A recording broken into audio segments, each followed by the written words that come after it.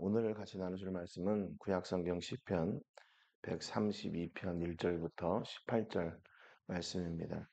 구약성경 시편 132편 1절부터 18절 말씀입니다. 1절 말씀 같이 읽고 말씀의 은혜를 나누겠습니다. 1절 말씀 같이 읽겠습니다. 여호와여 다윗을 위하여 그의 모든 겸손을 기억하소서.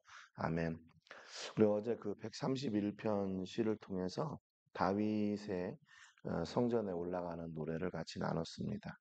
다윗은 하나님의 백성을 만족해 하시는 삶 그 자체로 만족하고 그거를 뭐 과장되이 얘기해서 남을 뭐 판단하거나 하는 교만, 또 자기의 있는 것을 부족한 것처럼 여기고 더 큰 것만 바라보는 그 오만, 그 자리에 가지 않고 있는 것을 또 감사로 또 그것을 만족하는 그런 은혜의 삶을 살았다. 그래서 내가 막 가지고자 해서 그걸 성취하고 이루었을 때 누리는 그 평안이 아니라 하나님께서 주시는 것으로 만족하고 감사하는 평안을 누리는 그런 그 다윗의 신앙의 고백. 그것이 바로 성전에 올라가는 하나님을 예배하는 사람들의 모습이다. 이렇게 같이 나눴습니다. 오늘 132편의 시는요, 이 성전에 올라가는 노래 중에 제일 긴 절수를 가지고 있는 노래입니다. 여기도 이 다윗의 이게 다윗을 칭송하는 또 다윗의 어떤 그것을 기리는 그런 노래인데요. 오늘 본문 우리가 읽었던 본문에 보니까 여호와여 다윗을 위하여 그의 모든 겸손을 기억하소서 그랬습니다. 여기 이 다윗의 모든 겸손을 기억하소서 이걸 또 다른 번역 성경에 보니까 어떻게 번역을 했냐면 주님 다윗을 기억하여 주십시오. 그가 겪은 그 모든 역경을 기억하여 주십시오. 이렇게 번역을 했습니다. 또 쉬운 말 성경에 보면 주여 다윗을 기억하시고 그가 겪은 온갖 시련들을 기억하소서. 또 우리말 성경에 보니까 그가 당한 모든 어려움을 기억하소서. NIV 성경에 보니까 all his self denial 이렇게 번역을 했고요. ESV 성경에 보면 all the hardship he endured. 그다음에 NLT 성경에 보니까 all that he suffered. 그러니까 이게 겸손이란 말하고는 조금 거리가 있는 단어들이에요. 이 겸손이란 말로 번역된 이 말은 히브리 말로 아나인데요. 뭐뭐 하기에 바쁘다 또는 무엇을 괴롭히다 또는 뭐를 압제하다 그런 뜻이거든요. 그러니까 지금 겸손이란 말은 어떻게 보면 어떤 비유적으로 번역을 한 것 같아요. 이 아나라고 하는 말을 번역한다면 기존의 다른 번역 성경들, 뭐 영어 성경의 고난이라든가 어떤 견뎌냈던 역경들, 뭐 이런 자기 부정, 뭐 이런 그런 단어들이 더 가까운 것 같아요. 그러니까 이게 뭐냐면 이제 다윗이 그 다음에 열거될 일들을 하기 위해서 얼마나 고난을 당했나, 얼마나 역경, 또 얼마나 힘이 들은 그런 상황이었나, 또는 그것을 하기 위해서 다른 것에 집중하지 않고 오직 그것에만 집중했던 그 다윗의 어떤 그런 그 겉으로 드러나는 모습들을 겸손이라고 이렇게 번역을 했던 것 같아요. 근데 아마 그 겸손이란 말보단 그 다른 번역 성경의 고난이나 역경이나 어떤 시련 이렇게 번역하는 것이 더 가까웠을 것 같아요. 이 다윗이 고난과 역경을 이겨내면서 집중했던 일이 뭔가 2절부터 6절까지 기록되어 있어요. 2절에 보니까 그가 여호와께 맹세하며 야곱의 전능자에게 서원하기를 그랬습니다. 그러니까 다윗이 집중했던 일은 뭐냐면 하나님께 맹세하고 서원했던 그 일을 이루기 위해서였어요. 그러면 그 하나님 앞에 맹세하고 서원했던 일이 뭐냐면 3절부터 5절에 보니까 내가 내 장막집에 들어가지 아니하며 내 침상에 오르지 아니하고 내 눈으로 잠들게 하지 아니하며 내 눈꺼풀로 졸게 하지 아니하기를 여호와의 처소 곧 야곱의 전능자의 성막을 발견하기까지 하리라 하였나이다. 그랬어요. 지금 다윗이 하나님 앞에 서원했던 것은 내가 하나님의 처소, 그 성막, 그것을 찾기까지는 내가 편안하게 잠자지 않겠습니다. 이런 결단이거든요. 그러니까 지금 다윗에게 있어서 인생 최대의 목적은 뭐냐면 자기의 어떤 평안함이나 자기가 가지고 있는 것을 누리는 그런 것들이 아니라 하나님의 성막을 찾는 거였어요. 그래서 성막이 길을 잃고 계속 헤맸잖아요. 이방 나라에도 갔다가 또 거기에 뺏겨가지고 이스라엘은 성막이 없는 때도 있었어요.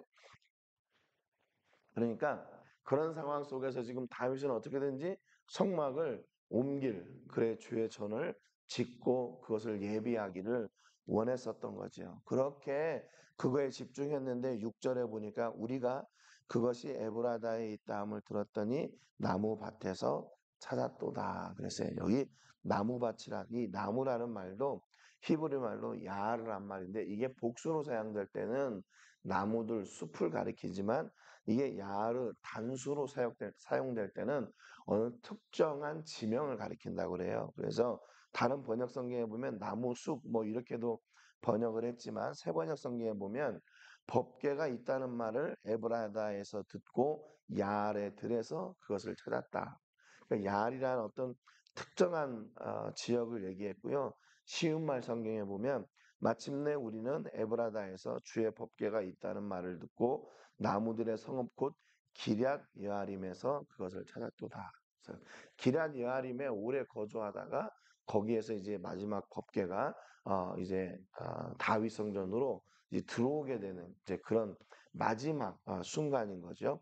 아무튼 그래서 그 기럇 여아림에 있다는 소식을 듣고 그것을 이제 가져오려고 지금 애를 썼다가 마침내 이제 그것을 옮기게 되는 거죠.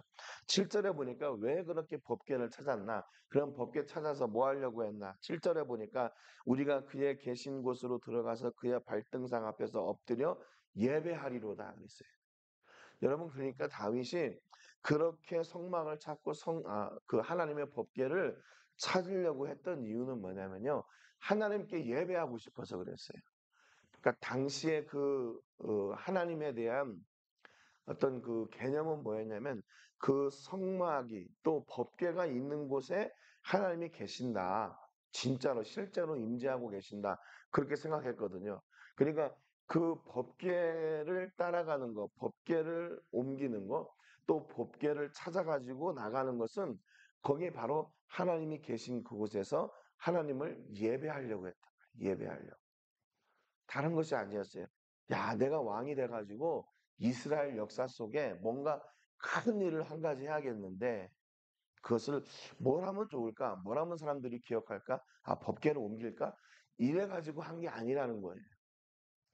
다윗은 그 법궤가 이방에 있는 것이 마음이 아팠고 그래서 그 하나님의 법궤를 다시 옮겨오기 위해서 그렇게 간절히 그 일을 이루려고 애썼다는 거죠. 뭘 하기 위해서요? 하나님께 예배하기 위해서. 그러니까 하나님이 계신 곳에 가서 예배를 드리고 싶었던 거예요. 물론 우리가 어디에서 예배를 드려도 하나님은 다 계시고 다 받으시지요. 그러나 그 하나님의 법궤라는 그 상징적인 이스라엘이 가지고 있는 그 상징적인 의미가 있잖아요. 그래서 그 법궤를 모시고 그 법궤가 하나님이 계시는 그곳에서 예배하고 싶어서 그랬어요. 8절에 보니까 여호와여 일어나사 주의 권능의 교와 함께 평안한 곳으로 들어가소서. 9절에 주의 제사장들은 의를 옷 입고 주의 성도들은 즐거이 외칠지어다. 10절에 주의 종 다윗을 위하여 주의 기름 부음 받은 자의 얼굴을 외면하지 마옵소서 그랬어요. 그래서 여기 보면 이제 예배할 겁니다. 예배하리로다. 그리고 예배가 어떤 게 진행되냐. 하나님 일어나 가지고 주의 권능의 교와 함께 평안한 곳으로 들어가십시오. 그리고 제사장들은 의의 옷을 입고 주의 성도들은 즐거이 외치고 또 다윗을 위하여 주의 기름 부음 받은 자의 얼굴을 외면하지 마십시오.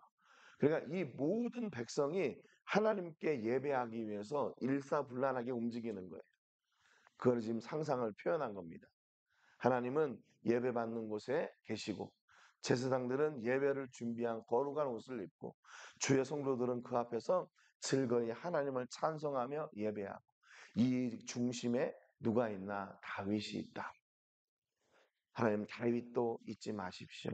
그렇게 함께 노래하는 거예요. 그러니까 결국 다윗은 이스라엘의 왕이었지만 그가 집중했던 일은 뭐냐면 바로 하나님을 섬기고 예배하는 일이었어요. 하나님을 섬기고 예배하는 그 귀한 일을 이루어내려고 애썼다는 거죠. 그런데 하나님은 이스라엘을 그렇게 부흥하고 이스라엘을 강한 이스라엘로 세워주셨어요. 여러분, 그러니까 이스라엘에게 그 역대 가장 강력한 왕이 누구였나? 바로 다윗이었어요. 하나님을 예배하고 하나님을 찾고 백성들로 하여금 하나님을 온전히 예배하는 자리로 인도했던 그 다윗이 가장 강력한 임금이었다는 거예요. 여러분, 그러니까 복된 사람이 어떤 사람이 복된 사람이에요? 예배로 인도하는 사람. 하나님 앞에 예배하는 사람. 그 사람이 가장 복된 사람이에요. 그러니까 여러분, 어떤 사람이 복된 사람이에요? 결국 전도하는 사람이죠. 전도하는 사람. 예수님을 만나게 하고 예수님을 소개하고 하나님께로 함께 예배하자. 그렇게 섬기는 사람이 가장 강한 사람이고 가장 복된 사람이라는 거예요. 여러분, 그러니까 이스라엘 될 수 있었던 것은 이스라엘의 정체성은 무엇인가? 뭐 무역을 많이 해가지고 돈을 많이 벌고 열방을 이기고 뭐 이래가지고 가장 강력한 그런 군사력으로 으뜸되는 나라. 그게 아니라 하나님을 예배하는 것으로 하나님이 보호해 주시고 하나님이 주시는 복을 누리는 나라가 되는 거야. 이게 다윗이 이스라엘을 향해서 또 다윗이 왕이 되어서 이스라엘을 인도했던 그런 정책이었어요. 여러분, 가정이 이렇게 하나님을 온전히 예배하는 예배와 찬송이 회복되는 은혜가 있기를 주님의 이름으로 축복합니다.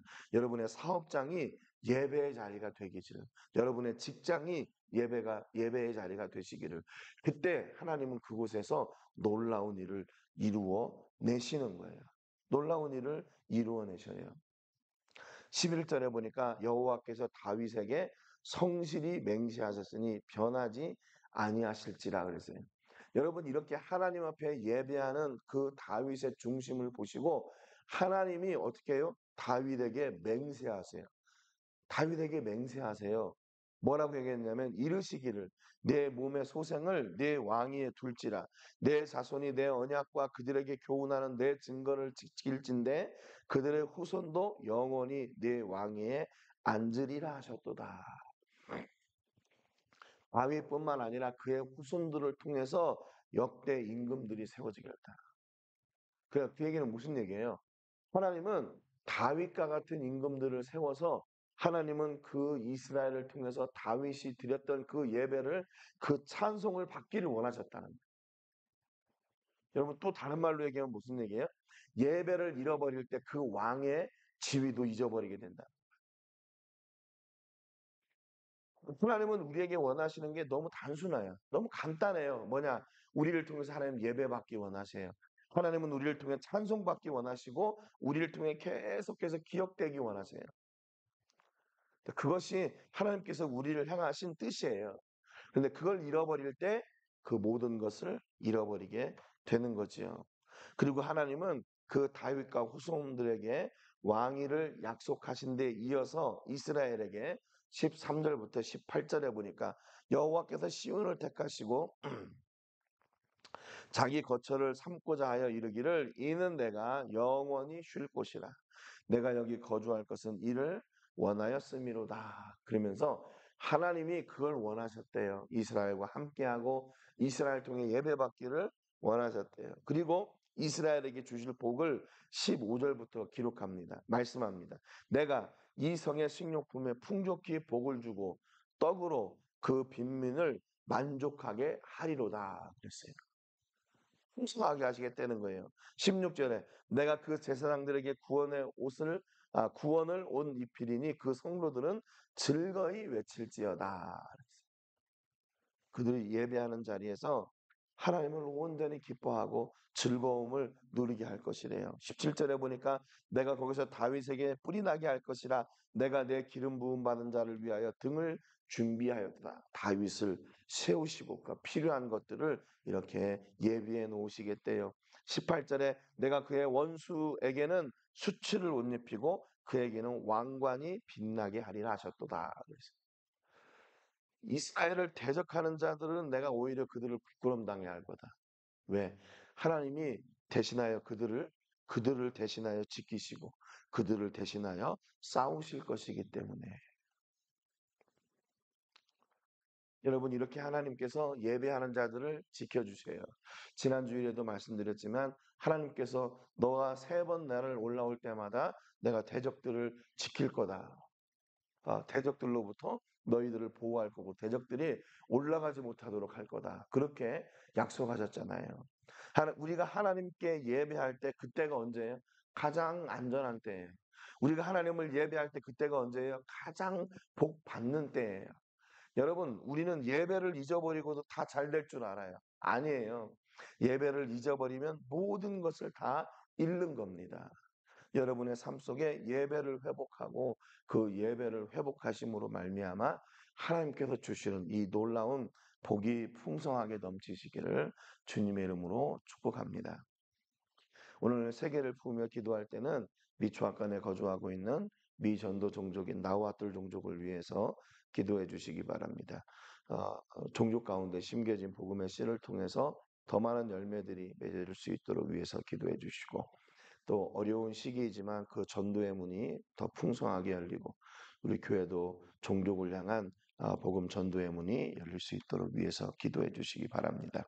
어, 주중에 진행되는 우리 현지 로뎀 교회 해피스쿨 또 방과후교실 도시락 나눔 이런 사역들을 통해서 믿음의 지도자들과 다음 세대의 믿음의 통역자들이 세워질 수 있도록 위해서 기도해 주시고 이번 주에 지금 엘바에와 협력하는 어린이 도서관 또 방과후 학교 등의 이런 가부 간에 답이 오기로 했는데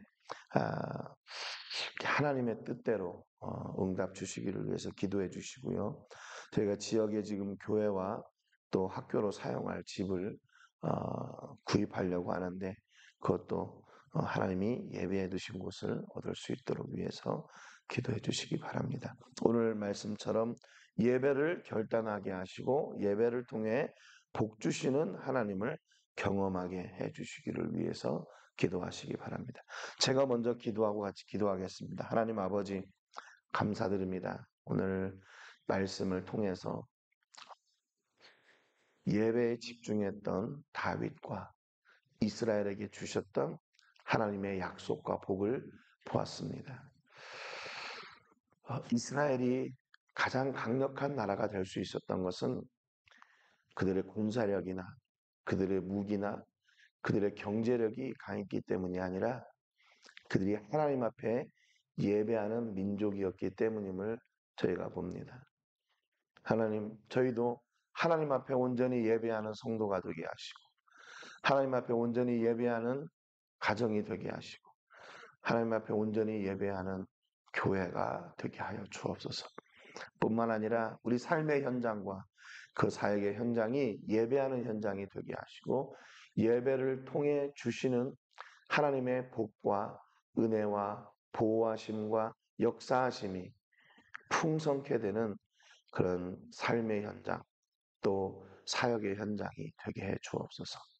하나님 오늘도 저희들에게 말씀하여 주실 때 우리를 향한 말씀임을 저희가 깨닫습니다. 오늘 우리가 시급히 회복해야 될 것이 무엇인지를 알고 또 그 예배를 회복함으로 모든 것을 회복하는 은혜와 복이 넘치게 해 주옵소서. 오늘 우리 삶의 현장 속에 함께 하시고 복 주실 하나님을 기대하고 감사드리며 예수님의 이름으로 기도합니다. 아멘. 우리 같이 기도하겠습니다.